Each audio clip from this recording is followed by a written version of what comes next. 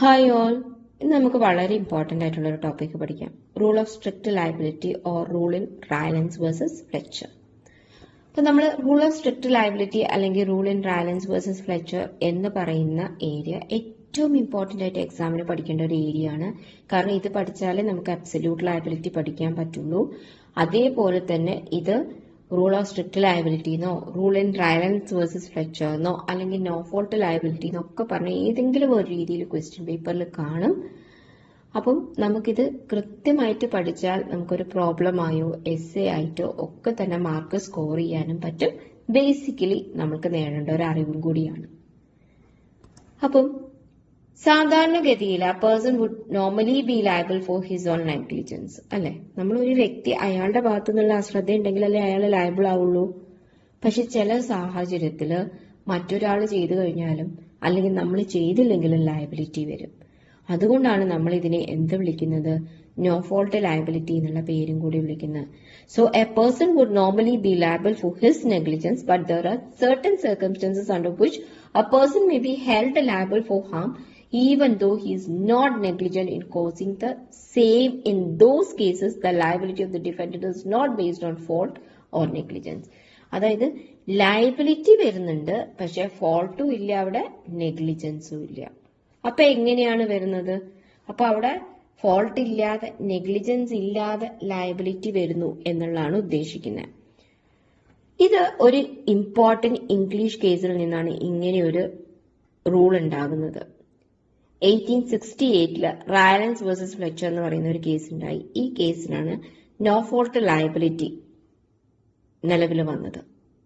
Defendant എന്ന് പറയുന്ന റയലൻസ് ആണ്, പ്ലെയിന്റിഫ് ഫ്ലെച്ചർ ആണ്. ഡിഫൻഡന്റിന്റെ ലാൻഡിൽ ഒരു വാട്ടർ റിസർവെയർ കൺസ്ട്രക്ട് ചെയ്യുന്നു. കൺസ്ട്രക്ട് ചെയ്യാൻ ഏൽപ്പിച്ചത് ഒരു ഇൻഡിപെൻഡന്റ് കോൺട്രാക്ടറിനെയാണ്. കോൺട്രാക്ടറെ ഏൽപ്പിച്ചു, പണി കഴിഞ്ഞു എന്നറിയിക്കുന്നു. ആ റിസർവെയറിലേക്ക് ഡിഫൻഡന്റ് വാട്ടർ ഫില്ല് ചെയ്യുന്നു. വാട്ടർ ഫില്ല് ചെയ്യുമ്പം എന്താ സംഭവിച്ചതെന്ന് വെച്ച് കഴിഞ്ഞാൽ ഇതിനകത്തൊരു ഓൾഡ് ഷാഫ്റ്റ് ഉണ്ടായിരുന്നു. ഓൾഡ് ഷാഫ്റ്റ് എന്ന് പറഞ്ഞാൽ എന്താണെന്നറിയാമോ? അറ്റം വളഞ്ഞ ഇരുമ്പ് ദണ്ട്. നമ്മുടെ ഈ PVC പൈപ്പിനൊക്കെ ഇങ്ങനെ സൈഡ് പെൻറ്റായിട്ട് കാണില്ലേ, അതിനെ ആലോചിച്ചാൽ മതി കേട്ടോ. അപ്പൊ അങ്ങനെ ഒരു അറ്റം വളഞ്ഞ ഇരുമ്പ് ദണ്ടായിരുന്നു ഉണ്ടായിരുന്നത്. അതിലൂടെ ഇതിനകത്ത് ഫില്ല് ചെയ്ത വെള്ളം പ്ലെയിന്റിഫിന്റെ മൈനിലേക്ക് പോകുന്നു. അതായത് പ്ലെയിന്റിഫിന്റെ മൈൻ എന്ന് പറയുന്നത് ഡിഫൻഡന്റ് പ്രോപ്പർട്ടിയുടെ തൊട്ടടുത്ത് കിടക്കുവാണ്. ഈ വാട്ടർ റിസർവെയറിൽ ഫില്ല് ചെയ്ത വെള്ളം ഫ്ലെച്ചറിന്റെ അതായത് പ്ലെയിന്റിഫിന്റെ മൈനിലേക്ക് വീഴുന്നു. അതിന്റെ ഭാഗമായിട്ട് മൈൻ യൂസ് ചെയ്യാൻ പറ്റാതെ ആവുന്നു. അപ്പം ആ ഓൾഡ് ഷാഫ്റ്റ് കിടക്കുന്നത് കൊണ്ടാണ് ഫ്ലെച്ചറിന്റെ മൈൻ ഫ്ലഡഡ് ആയി മാറിയത്. അപ്പൊ ഇവിടെ ഹൗസ് ഓഫ് ലോർഡ്സ് പറഞ്ഞു ഡിഫൻഡന്റ് തെറ്റൊന്നും ചെയ്തില്ല, but he will be liable എന്ന് പറഞ്ഞു. So the defendant Rylance employed an independent contractor to construct a reservoir on his land, and in the course of the work the contractor came upon old shaft and the passages on Rylance land. This old shaft communicated with the mine of the Fletcher. ഫ്ലെച്ചറിന്റെ മൈനുമായിട്ട് ഇത് communicate ചെയ്തു. And as A result എന്ത് സംഭവിച്ചു? Flooded ആയി. അവിടെ Fletcher പറഞ്ഞു compensation വേണം, എന്റെ mine flooded ആയി, എനിക്ക് കോമ്പൻസേഷൻ വേണം. ഹൗസ് ഓഫ് ലോർഡ്സ് കോമ്പൻസേഷനും കൊടുക്കണം എന്ന് പറഞ്ഞു.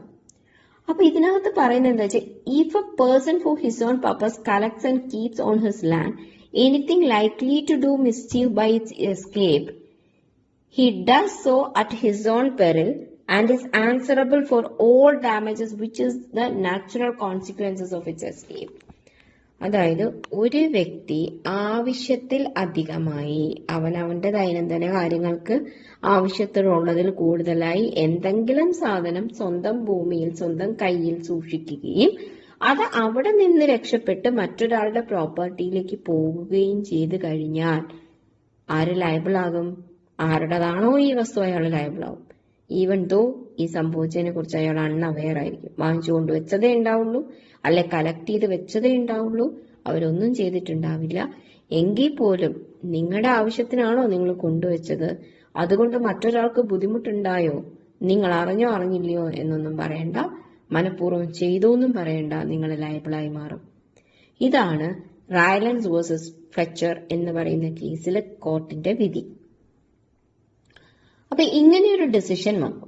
അതായത് if a person for his own purpose collects and keeps on his land anything likely to do mischief by its escape he does so at his own peril and is answerable for all damages which is natural consequences of its escape. ഇതിനെ നമുക്ക് എന്ത് വിളിക്കാം? Rule of strict liability എന്ന് വിളിക്കാം. ഇതാണ് rule in Rylands versus Fletcher എന്ന് പറയുന്നത്. അപ്പൊ rule in Rylands versus Fletcher apply ചെയ്യണമെങ്കിൽ ചില കണ്ടീഷൻസ് സാറ്റിസ്ഫൈ ചെയ്യണം. ഫസ്റ്റ് കണ്ടീഷൻ എന്ന് പറയുന്നത് ചില ഡേഞ്ചറസ് കാര്യങ്ങളായിരിക്കണം ഡിഫൻഡന്റ് ഭൂമിയിലുള്ളത്. സം ഡേഞ്ചറസ് തിങ്, അതായത് ഡിഫൻഡന്റ് കൈവശം ഇരിക്കുന്ന ഡിഫൻഡന്റ് ലാൻഡിൽ ഇരിക്കുന്നത് ഡേഞ്ചറസ് ആയിരിക്കണം. Some dangerous things must have been brought by the defendant on his land. ഈ ഒരു കളക്ഷൻ ഓഫ് ദ തിങ്സ് എന്ന് പറയുന്നത് non natural use of the land ആണ്. സാധാരണഗതിയിൽ ഇപ്പൊ നമ്മൾ നേരത്തെ റൈലൻഡ് വേഴ്സസ് ഫ്ലെച്ചർ എന്ന് പറയുന്ന കേസിനകത്ത് ഒരു ഇഷ്യൂ വന്നപ്പം അവിടെ 2 ബക്കറ്റ് വെള്ളമായിരുന്നെങ്കിൽ ഒരിക്കലും ലയബിലിറ്റി വരില്ലായിരുന്നു. ഇതൊരു വാട്ടർ റിസർവെയർ നിറച്ചുള്ള വെള്ളമാണ് ഫ്ലഡഡ് ആയിട്ട് അങ്ങോട്ട് പോയത്. സോ ലയബിലിറ്റി വന്നു. സോ അവിടെ ഒരു നോൺ നാച്ചുറൽ സാധാരണഗതിയിലുള്ള ഉപയോഗത്തിൽ നിന്ന് അധികമായി എന്തെങ്കിലും അവിടെ ഉണ്ടായിരിക്കണം. And the things thus brought by the defendant on his land must have escaped. അതായത് ഡിഫൻഡന്റിന്റെ ലാൻഡിൽ കൊണ്ടുവച്ചിരിക്കുന്ന കാര്യം എന്തിലേക്ക് പോകണം? പ്ലെയിന്റിഫിന്റെ അടുത്തേക്ക് എസ്കേപ്പ് ചെയ്ത് പോകണം. അപ്പൊ ഡിഫൻഡന്റിന്റെ ലാൻഡ് തന്നെ ഇരിക്കുകയാണെങ്കിൽ ഇഷ്യൂ ഇല്ല. ഡിഫൻഡന്റിന്റെ ലാൻഡിൽ നിന്ന് എസ്കേപ്പ് ചെയ്ത് പോയാൽ ലയബിലിറ്റി വരും. ഈ എസ്കേപ്പ് ചെയ്ത് പോയ കാര്യം പ്ലെയിന്റിഫിന് എന്തുണ്ടാക്കണം? നഷ്ടമുണ്ടാക്കണം. അങ്ങനെ ആകുമ്പോഴാണ് ലയബിലിറ്റി വരുന്നത്. അപ്പൊ 4 പോയിന്റ്സ് ആണ്. ഫസ്റ്റ് വൺ, ഒരു ഡേഞ്ചറസ് തിങ് ഡിഫൻഡന്റ് ലാൻഡിൽ സൂക്ഷിക്കണം. അതൊരു നോൺ നാച്ചുറൽ യൂസിനാകണം. ഈ ഒരു കാര്യം ഡിഫൻഡന്റിന്റെ അടുത്ത് നിന്ന് എസ്കേപ്പ് ചെയ്ത് പോവുകയും അത് പ്ലെയിന്റിഫിന് ബുദ്ധിമുട്ടുണ്ടാക്കുകയും ചെയ്യണം. ഇതാണ് 4 പോയിന്റ്സ്. ഇവിടെ ഒരു കേസ് ഉണ്ട്, ക്രോഹാസ് വേഴ്സസ് അമോഷ ബറിയൽ ബോർഡ് എന്ന് പറയുന്ന 1878 കേസ്.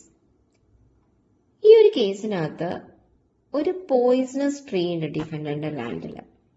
ഇതിന്റെ ബ്രാഞ്ച് എന്ന് പറയുന്നത് പുറത്തോട്ട് തൂങ്ങിക്കിടക്കുക. നിങ്ങൾ വിചാരിക്കുക, ഒരു മതിലിനകത്ത് ഒരു മരം നിൽക്കുന്നു. ആ മരം ഒരു വിഷ ഇലകളുമുള്ള ഒരു ചെടിയാണെന്ന് വിചാരിക്കുക.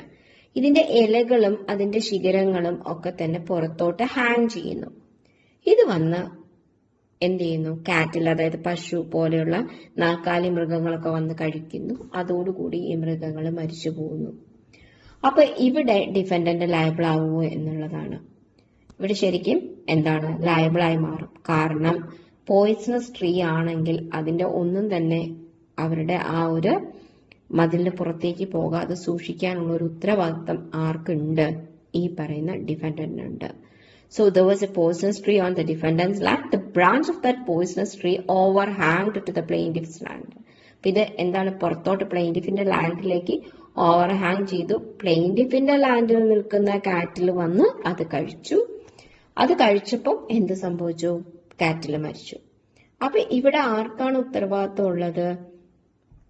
ഡിഫൻഡന്റിന് ഉത്തരവാദിത്തമുണ്ട്. നോൺ നാച്ചുറൽ യൂസ് ആണ് പോയിസണസ് ട്രീ എന്ന് പറയുന്നത്. അത് ഓവർഹാങ് ചെയ്യാതെ സൂക്ഷിക്കാനുള്ള ഉത്തരവാദിത്തം ആർക്കുണ്ട്? ഈ പറയുന്ന ഡിഫൻഡന്റിനുണ്ട്. നെക്സ്റ്റ് കേസ് എന്ന് പറയുന്ന പോണ്ടിങ് വേഴ്സസ് നോക്സ് എന്ന് പറയുന്ന ഒരു കേസാണ്. ഈ ഒരു കേസിനകത്ത് സെയിം കാര്യമാണ് കേട്ടോ. പോയിസണസ് ട്രീ തന്നെയാണ് ഡിഫൻഡന്റ് ലാൻഡിലും ആണുള്ളത്. പക്ഷേ പ്ലെയിന്റിഫിന്റെ ഹോഴ്സ് അവരുടെ മതിലൂടെ ചാടി കടന്ന് അപ്പുറത്ത് കയറിയിട്ടാണ് എന്ത് കഴിക്കുന്നത്? ഈ പോയിസണസ് ട്രീയുടെ ലീഫ് കഴിക്കുന്നത്. അപ്പൊ ഇവിടെ എന്ത് പറഞ്ഞു? ഇവിടെ ഡിഫൻഡന്റ് എടുക്കാനുള്ള എല്ലാ കാര്യങ്ങളും നോക്കിയിട്ടുണ്ട്. മതിൽ കെട്ടിയിട്ടുണ്ട്, ഓവർഹാങ് ചെയ്തിട്ടില്ല, ഒന്നും ചെയ്തിട്ടില്ല. ആരാണ് ട്രസ് പാസ് ചെയ്തത്? പ്ലെയിന്റിഫിന്റെ കുതിരയാണ് ട്രസ് പാസ് ചെയ്തത്. അതുകൊണ്ട് ലയബിലിറ്റി ഇല്ല എന്ന് പറയുന്നു. So plaintiff horse intruded over the boundary and nibbled the leaves of the poisonous tree in the defendant's land.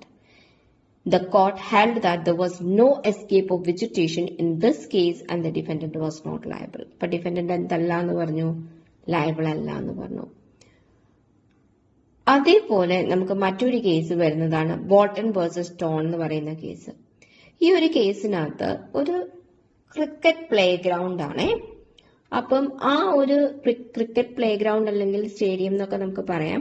അവിടെ സാധാരണഗതിയിൽ അതിന്റെ അടുത്തൂടെ പോകുമ്പം എന്ത് സംഭവിക്കാം? ബോളൊക്കെ വന്ന് വീഴാൻ നടന്നു പോകുന്ന ആളുടെ ഉത്തരവാദിത്തമാണ് എന്ത് ചെയ്യാതെ നോക്കേണ്ടത്, അവിടെ ഒരു പ്രശ്നം വരാതെ നോക്കേണ്ടത്. അപ്പം ഞാൻ ആ ഒരു ഭാഗത്തൂടെ നടന്നു പോവുകയാണെങ്കിൽ ഇറ്റ് ഈസ് മൈ റെസ്പോൺസിബിലിറ്റി. പോകുന്ന ഏരിയ ഇന്നതിനുള്ളതാണ്, അവിടെ ഇന്ന കാര്യങ്ങൾ നടക്കും. സോ ഞാൻ കോൺഷ്യസ് ആയിരിക്കണം. So the court held that the playing cricket on a stadium was only a natural use. സ്റ്റേഡിയത്തിൽ ക്രിക്കറ്റ് കളിക്കുന്നത് സാധാരണയാണ്. And the escape of cricket ball without any negligence, ആരുടെ അശ്രദ്ധയും ഇല്ലാതെ ബോള് എന്ത് ചെയ്തിട്ടുണ്ടെങ്കിൽ, എസ്കേപ്പ് ചെയ്തിട്ടുണ്ടെങ്കിൽ അവിടെ ലയബിലിറ്റി ഒന്നും വരില്ല, സ്ട്രിക്റ്റ് ലയബിലിറ്റി അപ്ലൈ ചെയ്യാൻ പറ്റില്ല എന്ന് പറഞ്ഞു. ദെൻ ഇതിന് ചില എക്സെപ്ഷൻസ് ഉണ്ട്. എന്തൊക്കെയാണ് എക്സെപ്ഷൻസ് എന്ന് നോക്കാം. ഒന്നാമത്തെ നമ്മൾ പറയുന്നത് നാച്ചുറൽ യൂസ് ആയിരിക്കണം എന്നുള്ളതാണ്. നോൺ നാച്ചുറൽ ആകരുത്. നാച്ചുറൽ ആണെങ്കിൽ എക്സെപ്ഷൻസ് ഉണ്ട്. നമ്മൾ നേരത്തെ പറഞ്ഞല്ലോ, ഇപ്പൊ ക്രിക്കറ്റ് സ്റ്റേഡിയത്തില് ക്രിക്കറ്റ് കളിച്ചു, നാച്ചുറൽ ആണ്. ഒരാള് അവനവന്റെ മതിലിനകത്ത് പോയിസണസ് സ്ട്രീം വളർത്തി, മറ്റാർക്കും ബുദ്ധിമുട്ട് വരുന്നില്ല, നാച്ചുറൽ ആണ്. അപ്പൊ നാച്ചുറൽ യൂസ് ആയിരിക്കണം എന്ന് പറയുന്നുണ്ട്. ഇപ്പൊ ഇവിടെ പറയുന്നത് Rylands versus Fletcher is applicable only for non natural use of land എന്നുള്ളതാണ്. ആൻഡ് സെക്കൻഡ് പോയിന്റ് എന്ന് പറയുന്നത് പ്ലെയിൻറ്റിഫ് ദ റോങ് ഡൂവർ. ഇവിടെ കൃത്യമായിട്ട് പറയുന്നുണ്ട്, റയലൻസ് വേഴ്സസ് ഫ്ലെച്ചറില് പ്ലെയിൻറ്റിഫിന്റെ ഭാഗത്തു നിന്നാണ് തെറ്റ് വന്നതെങ്കിൽ അവിടെ ആർക്കും ഉത്തരവാദിത്തമില്ല, ഡിഫൻഡന്റിന് ഉത്തരവാദിത്തമില്ല. സോ പ്ലെയിൻറ്റിഫിന്റെ, ഇപ്പൊ നമ്മൾ നേരത്തെ പറഞ്ഞ കേസിനകത്ത്, പോണ്ടിങ് വേഴ്സസ് നോക്സ് എന്ന് പറയുന്ന കേസിനകത്ത് പ്ലെയിൻറ്റിഫിന്റെ കുതിര മതില് ചാടിക്കടന്ന് അപ്പുറത്ത് പോയി പോയിസണസ് ട്രീയുടെ ഇല കഴിച്ചു, ലയബിൾ അല്ല. അപ്പൊ പ്ലെയിൻറ്റിഫ് തന്നെയാണ് എന്ത് ചെയ്തത്, തെറ്റിയത്. പ്ലെയിൻറ്റിഫിന്റെ കുതിരയെ അങ്ങോട്ട് കടത്തി വിട്ടില്ലായിരുന്നു, ഈ പ്രശ്നം വരില്ലായിരുന്നു. അപ്പം അങ്ങനെയുള്ള കാര്യങ്ങളിൽ നഷ്ടപരിഹാരം കൊടുക്കണ്ട. If the damage caused by escape is due to the plaintiffs on default, the rule in Rylands versus Fletcher has no application. അപ്പം അതിന്റെ കേസ് നമ്മൾ പോണ്ടിങ് വേഴ്സസ് നോക്സ് കേസ് പറയാം. പിന്നെ ആക്ട് ഓഫ് ഗോഡ് പറയുന്നുണ്ട് കേട്ടോ. ആക്ട് ഓഫ് ഗോഡ് എന്ന് പറഞ്ഞാൽ അതിന് മറ്റൊരു വേർഡ് ഉണ്ട്, വിസ് മേജർ. ആക്ട് ഓഫ് ഗോഡ് അല്ലെങ്കിൽ വിസ് മേജർ. നമ്മൾ ഈ പ്രകൃതിക്ഷോഭം പോലെയുള്ള കാര്യങ്ങൾ, മനുഷ്യന്റെ കയ്യിലല്ലാത്ത കാര്യങ്ങളെയാണ് നമ്മൾക്ക് കൺട്രോൾ ഇല്ലാത്ത കാര്യങ്ങളെ, നമ്മൾക്ക് ഫോഴ്സീൻ ചെയ്യാൻ പറ്റാത്ത കാര്യങ്ങളെ, അതിനെ നമ്മൾ എന്ത് വിളിക്കും? ആക്ട് ഓഫ് ഗോഡ് അല്ലെങ്കിൽ വിസ് മേജർ എന്ന് വിളിക്കും. വിസ് മേജർ എന്ന് പറയുന്നത് ഇതിന് യൂസ് ചെയ്യുന്ന ഒരു ടേം ആണ്. അപ്പൊ നമുക്ക് ഷോർട്ട് നോട്ടിനൊക്കെ വിസ് മേജർ ചോദിക്കാം. അപ്പൊ മനസ്സിലായി ഓർത്തിരിക്കണം കേട്ടോ, ആക്ട് ഓഫ് ഗോഡ് ആണ് വിസ് major. So where the escape of mischievous things has been unforeseen and because of supernatural forces, അതായത് ചില കാര്യങ്ങൾ മുൻകൂട്ടി കാണാൻ പറ്റില്ല, പിന്നെ ചില സൂപ്പർ നാച്ചുറൽ ഫോഴ്സസിന്റെ ഭാഗമായിട്ട് മനുഷ്യന്റെ ഇടപെടലുകൾ ഇല്ലാതെ, വിത്തൗട്ട് ഹ്യൂമൻ ഇന്റർവെൻഷൻ ചില പ്രശ്നങ്ങൾ ഉണ്ടാകാം. അതിന് നമ്മൾ ആക്ട് ഓഫ് ഗോഡ് പറയും. അതിനും എന്തില്ല, സ്ട്രിക്റ്റ് ലയബിലിറ്റി ആപ്ലിക്കബിൾ അല്ല. ഇവിടെ ഒരു ഫേമസ് കേസ് ഉണ്ട്, നിക്കോളാസ് വേഴ്സസ് മാർഷ്ലാൻഡ്. ഈ നിക്കോളാസ് വേഴ്സസ് മാർഷ്ലാൻഡ് എന്ന് പറയുന്നതിന്റെ സ്റ്റോറി ഞാനൊന്ന് ചുരുക്കി പറയാം കേട്ടോ, ഒരുപാട് ടൈം കൺസ്യൂം ചെയ്യാതിരിക്കാൻ വേണ്ടിയിട്ടാണ് ഇങ്ങനെ പറയുന്നത്. ഡിഫൻഡന്റ് ഒരു ആർട്ടിഫിഷ്യൽ ലേക്ക് കൺസ്ട്രക്ട് ചെയ്തു. അപ്പം ഇത് ശരിക്കും പറഞ്ഞു കഴിഞ്ഞാൽ അയാളുടെ ലാൻഡിൽ ഒരു ആർട്ടിഫിഷ്യൽ ലേക്ക് കൺസ്ട്രക്ട് ചെയ്തു. പക്ഷെ ആ സമയത്താണ് എക്സ്ട്രാ ഓർഡിനറി റെയിൻഫോൾ എന്ന് പറഞ്ഞാൽ അന്ന് വരെ കണ്ടിട്ടുള്ളതിൽ വെച്ച് ഏറ്റവും ഹെവിയസ്റ്റ് ആയിട്ടുള്ള റെയിൻഫോൾ, അതായത് അന്ന് ജീവിച്ചിരിക്കുന്ന മനുഷ്യന്റെ ഓർമ്മയിലുള്ളതിൽ വെച്ച് അതിഭയങ്കരമായ മഴയാണ് ഉണ്ടായത്. ആ മഴ ഉണ്ടായ സമയത്ത് ഈ ലേക്കിലേക്ക് വെള്ളം ഇരച്ചു കയറുകയും വെള്ളം കാരണം ഈ രണ്ട് സൈഡും ഒക്കെ പൊട്ടി എന്ത് ചെയ്യുകയും ചെയ്തു, ആർട്ടിഫിഷ്യൽ ലേക്ക് എന്നുള്ള വെള്ളവും കൂടെ പുറത്തേക്ക് പോയി. ഇതിന്റെ ഭാഗമായിട്ട് പ്ലെയിൻറ്റിഫിന്റെ 4 ബ്രിഡ്ജസ് ഒലിച്ചുപോയി. ഇപ്പൊ പാലം ഒലിച്ചുപോയി. അന്നത്തെ ഇങ്ങനെ അറേഞ്ച് ചെയ്ത് വെക്കുന്ന ടൈപ്പ് പാലമാണ്, ഇന്നത്തെ പോലത്തെ കോൺക്രീറ്റ് പാലങ്ങളല്ല. അപ്പം ഈ പാലം ഒലിച്ചുപോയി. അപ്പം മരം കൊണ്ട് മരത്തടികൾ ഇട്ട് ഉണ്ടാക്കുന്ന പാലമാണ്. ഈ പാലം ഒലിച്ചുപോയി. അപ്പം ഡിഫൻഡന്റ് ഒരു ആർട്ടിഫിഷ്യൽ ലേക്ക് ഉണ്ടാക്കുന്നു. അത് കഴിഞ്ഞ് കുറച്ചു കാലം കഴിഞ്ഞപ്പോഴത്തേക്ക് അവിടെ വലിയ മഴ വരുന്നു, വെള്ളപ്പൊക്കം പോലത്തെ സാഹചര്യം ഉണ്ടാകുന്നു. ലേക്കിന്റെ ഈ പറയുന്ന സൈഡ് കെട്ടിയിരിക്കുന്ന ഭാഗങ്ങളെല്ലാം പൊട്ടിപ്പോകുന്നു. അതുവഴി വെള്ളം ഒലിച്ചു പോവുകയും പ്ലെയിന്റിഫിന്റെ 4 പാലങ്ങൾ ഒലിച്ചു പോവുകയും ചെയ്യുന്നു. നഷ്ടപരിഹാരം വേണമെന്ന് പറഞ്ഞു. കോടതി പറഞ്ഞു റയലൻസ് വേഴ്സസ് ഫ്ലെക്ചർ ഇവിടെ ആപ്ലിക്കബിൾ അല്ല. കാരണം എന്താണ്? കാരണം ഇത് ആക്ട് ഓഫ് ഗോഡ് ആണ്, അതുകൊണ്ട് ആപ്ലിക്കബിൾ അല്ല എന്ന് പറഞ്ഞു. സോ കേസ് വായിച്ചു നോക്കുക, ഏറ്റവും എളുപ്പത്തിൽ പറഞ്ഞു തന്നതാണ്. ദെൻ പ്ലെയിന്റിഫിന്റെ സമ്മതത്തോടുകൂടി ഒരു കാര്യം ചെയ്യുകയാണെങ്കിൽ നമ്മളൊരു മാക്സിം പറയും, ദാറ്റ് ഇസ് വോളണ്ടറി നോൺ ഫിറ്റ് ഇഞ്ചുറിയ. വോളണ്ടറി നോൺ ഫിറ്റ് ഇഞ്ചുറിയ എന്ന് പറയുന്നത് with the permission of plaintiff. ഏറ്റവും നല്ല ഉദാഹരണം പറയാം, ബോക്സിംഗിൽ ഒരാൾ പങ്കെടുത്തു കഴിഞ്ഞതിന് ശേഷം എന്നെ അടിച്ചു, എന്നെ ഇടിച്ചു എന്ന് പറഞ്ഞിട്ട് പരാതി പറയാൻ പറ്റുമോ? ബിക്കോസ് അവിടെ എന്തുണ്ട്? കൺസെന്റ് ഉണ്ട്, ഓൾറെഡി കൺസെന്റ് കൊടുത്തിട്ടുണ്ട്. So both the plaintiff has consented to the accumulation of dangerous thing on the defendant's land. Liability under the rule in Rylands versus Fletcher does not arise. അതായത് defendant ലാൻഡിൽ വെക്കാൻ സമ്മതവും കൊടുത്ത്, ഡിഫൻഡന്റിനോട് ലാൻഡിൽ വെക്കാൻ സമ്മതം പ്ലെയിന്റിഫ് കൊടുത്തിട്ട് അതിൽ നിന്നൊരു പ്രശ്നം വരുമ്പോൾ ഇത് നിന്റെ ഉത്തരവാദിത്വം എന്ന് പറയാൻ പറ്റില്ല. അപ്പൊ ഇവിടെ നമ്മൾ പറയുന്ന ഒരു കേസ് ഉണ്ട്, കാർസ്റ്റിയ വേഴ്സസ് ടൈലർ എന്ന് പറയുന്ന ഒരു 1871 കേസ് ഉണ്ട്. ഈ ഒരു കേസിനകത്ത് പറയുന്നുണ്ട് പ്ലെയിന്റിഫ് ഗ്രൗണ്ട് ഫ്ലോർ ഹയർ ചെയ്തു, ഡിഫൻഡന്റ് ആണ് ബിൽഡിംഗ്, അപ്പർ ഫ്ലോറിലാണ് ഡിഫൻഡന്റ് താമസിക്കുന്നത്. അവിടെ വാട്ടർ സ്റ്റോർ ചെയ്യാനുള്ള ഒരു സ്പേസും ഉണ്ട്. ഈ വെള്ളം സൂക്ഷിച്ചപ്പം വെള്ളം ലീക്കായി താഴോട്ട് വരികയും അവിടെ പ്ലെയിന്റിഫിന്റെ ഗുഡ്സിന് എന്ത് സംഭവിക്കുകയും ചെയ്തു? കുറച്ച് നാശമായിപ്പോയി, അല്ലെങ്കിൽ കുറച്ച് മോശമായ അവസ്ഥയിലേക്ക് അതെത്തി. നഷ്ടപരിഹാരം ചോദിച്ചു. അപ്പൊ കോടതി പറഞ്ഞു ഇതൊരു നോർമൽ സിറ്റുവേഷൻ ആണ്, this is for the natural use, plaintiff ഇതിന്റെ ഭാഗമാണ്, സോ നഷ്ടപരിഹാരം കൊടുക്കാൻ പറ്റില്ല എന്ന് പറഞ്ഞു. ഇനി ഏതെങ്കിലും തരത്തിൽ ഒരു തേർഡ് പാർട്ടിയുടെ ഇൻവോൾവ്മെന്റ് ഉണ്ടെങ്കിലും ഡിഫൻഡന്റ് ലയബിൾ ആവില്ല. അപ്പം ഇത് harm was caused due to the act of a stranger, അതായത് മൂന്നാമത്തെ ഒരാളുടെ ഇടപെടൽ കൊണ്ടാണ് നഷ്ടമുണ്ടായതെങ്കിലും അവിടെ ആർക്കും ഉത്തരവാദിത്തമില്ല, പ്ലെയിന്റിഫിന് ഉത്തരവാദിത്തമില്ല. അപ്പൊ ആക്ട് ഓഫ് തേർഡ് പാർട്ടിക്ക് ഉള്ള ഒരു കേസ് ലോയാണ് റിച്ചാർഡ് വേഴ്സസ് ലോത്തിയൻ എന്ന് പറയുന്ന കേസ്. 1913 കേസാണ്. Some strangers block the waste pipes of a wash basin. അപ്പൊ നമ്മൾ ഈ വാഷ് ബേസിൻ അകത്തുണ്ട്, ഇതിന്റെ പൈപ്പ് പുറത്താണെന്ന് വെച്ചോ, ആരോ ഈ വാഷ് ബേസിന്റെ പൈപ്പ് പുറത്തു നിന്ന് ബ്ലോക്ക് ചെയ്യുന്നു, എന്തെങ്കിലുമൊക്കെ സാധനങ്ങൾ ഈ പൈപ്പിനകത്തേക്ക് കയറ്റി ബ്ലോക്ക് ചെയ്യുന്നു. ഇപ്പൊ ഡിഫൻഡന്റിന് അത് ഓപ്പൺ ചെയ്യാൻ പറ്റുന്നില്ല, അവിടത്തിൽ നിന്ന് വെള്ളവും പോകുന്നില്ല. ഓപ്പൺ ചെയ്തപ്പോഴത്തേക്ക് ഇത് എന്ത് ചെയ്യുന്നു? ഓവർഫ്ലോ ചെയ്യുന്നു, പ്ലെയിന്റിഫിന്റെ ഗുഡ്സ് ഡാമേജ് ആയി. നോക്കിയപ്പോ മനസ്സിലാവുന്നു ഇത് പുറത്തുനിന്ന് ആരോ ചെയ്തതാണ്. അപ്പൊ ഇവിടെ ആരുടെയാണ് ഉത്തരവാദിത്തം? ഇവിടെ പ്ലെയിന്റിഫിന്റെ അല്ല, ഡിഫൻഡന്റെ അല്ല. അതുകൊണ്ട് ഡിഫൻഡിനോട് നഷ്ടപരിഹാരം ചോദിക്കാനും പറ്റില്ല. അപ്പൊ ഈ റയലൻസ് വേഴ്സസ് ഫ്ലെക്ചർ എന്ന് പറയുന്ന കേസിലൂടെ ഉണ്ടായ റൂളാണ് സ്ട്രിക്റ്റ് ലയബിലിറ്റി. സ്ട്രിക്റ്റ് ലയബിലിറ്റി കൊണ്ട് ഉദ്ദേശിക്കുന്നത് ഡിഫൻഡന്റ് നെഗ്ലിജൻസ് കാണിക്കാതെയും ഡിഫൻഡന്റ് ഇന്റൻഷനോടെ ചെയ്യാതെയും നടക്കുന്ന സംഭവങ്ങൾക്കും ഡിഫൻഡന്റിന്റെ കയ്യിൽ തെറ്റില്ലെങ്കിലും ഡിഫൻഡന്റ് ലയബിളായി മാറും. So it is called as no fault liability. അപ്പൊ ഈ പറയുന്ന ഒരു കാര്യത്തിനാണ് നമ്മൾ ആ ഒരു കേസ് പറഞ്ഞത്. കേസ് നമ്മൾ വളരെ ചുരുക്കി ഓർത്തിരിക്കണം. ഡിഫൻഡന്റ് ഒരു വാട്ടർ റിസർവെയർ ഒരു കോൺട്രാക്ടറെ കൊണ്ടുണ്ടാക്കുന്നു. കോൺട്രാക്ടർ എല്ലാം ശരിയായി എന്ന് പറഞ്ഞു ഡിഫൻഡന്റിനെ ഏൽപ്പിക്കുന്നു. ഡിഫൻഡന്റ് അതിലേക്ക് മോട്ടോർ വഴി വെള്ളം കയറ്റുന്നു. വെള്ളം കയറ്റിയപ്പോൾ അതിനകത്തൊരു ഓൾഡ് ഷാഫ്റ്റ്, അറ്റം വളഞ്ഞ ഒരു ഇരുമ്പ് പൈപ്പ് അതിനകത്ത് ഉണ്ടായിരുന്നു. ആ പൈപ്പ് വഴി വെള്ളം, ആ പൈപ്പ് പുറത്തോട്ടാണ് നിൽക്കുന്നത്. ഈ പൈപ്പ് വഴി വെള്ളം ആരുടെ അടുത്തേക്ക്, ആരുടെ മൈൻഡിൽ പോകുന്നു? പ്ലെയിന്റിഫിന്റെ മൈൻഡിൽ പോകുന്നു. നോൺ നാച്ചുറൽ പേർപ്പസിന് വേണ്ടിയുള്ള കാര്യം സൂക്ഷിച്ചത് കൊണ്ട് പ്ലെയിന്റിഫിനുണ്ടായ നഷ്ടം നികത്താൻ ആരോട് പറയുന്നു? ഡിഫൻഡന്റിനോട് പറയുന്നു. അതാണ് റയലൻസ് വേഴ്സസ് ഫ്ലെച്ചർ എന്ന് പറയുന്ന കേസ്. അതിന്റെ എക്സെപ്ഷൻസും നമ്മൾ കൃത്യമായിട്ട് ഓർത്ത് വെക്കേണ്ട എക്സെപ്ഷൻസ് ആണ്. എക്സെപ്ഷൻസിൽ പറയുന്നുണ്ട് നാച്ചുറൽ യൂസ് ആണെങ്കിൽ നഷ്ടപരിഹാരം കൊടുക്കേണ്ടതില്ല, പ്ലെയിന്റിഫ് ആണ് തെറ്റ് ചെയ്തതെങ്കിൽ നഷ്ടപരിഹാരം കൊടുക്കേണ്ട, ആക്ട് ഓഫ് ഗോഡ് അല്ലെ നമ്മൾ പ്രകൃതി ക്ഷോഭം പോലുള്ള കാര്യങ്ങളാണെങ്കിൽ നഷ്ടപരിഹാരം കൊടുക്കേണ്ട, പ്ലെയിന്റിഫിന്റെ കൺസെന്റ് ഉണ്ടെങ്കിലും, അതായത് പ്ലെയിന്റിഫ് ഓൾറെഡി സമ്മതം കൊടുത്ത കാര്യങ്ങൾക്കും നഷ്ടപരിഹാരം കൊടുക്കേണ്ട, തേർഡ് പാർട്ടിയുടെ ഇൻവോൾവ്മെന്റ് ഉണ്ടെങ്കിലും ഡിഫൻഡന്റ് നഷ്ടപരിഹാരം കൊടുക്കേണ്ട.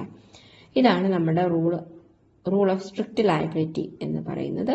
എല്ലാവരും കൃത്യമായിട്ട് പഠിക്കണം. ഇത് എക്സാമിന് ചോദിക്കുന്ന ഒരു ഏരിയ തന്നെയാണ്. ഒന്നെങ്കിൽ അത് പ്രോബ്ലം ആയിരിക്കും, അല്ലെങ്കിൽ അത് എസ്സേ ആയിരിക്കും. വിസ് മേജർ എന്ന് പറയുന്ന ഒരു ഏരിയ നിങ്ങൾ 3 മാർക്സ് ക്വസ്റ്റ്യനും പഠിച്ചോളൂ. അതിനോടൊപ്പം തന്നെ നിക്കോളാസ് വേഴ്സസ് മാർഷ്ലാൻഡ് എന്ന് പറയുന്ന കേസ് എപ്പോഴും പ്രോബ്ലം ആയിട്ടും ചോദിക്കാറുണ്ട്. എല്ലാവർക്കും മനസ്സിലായി എന്ന് കരുതുന്നു. എന്തെങ്കിലും കൂടുതൽ ഡൗട്ട്സ് ഉണ്ടെങ്കിൽ കമന്റ്സിൽ ഇട്ടാൽ മതി, അതിനുള്ളൊരു മറുപടി തരാം. Thank you all.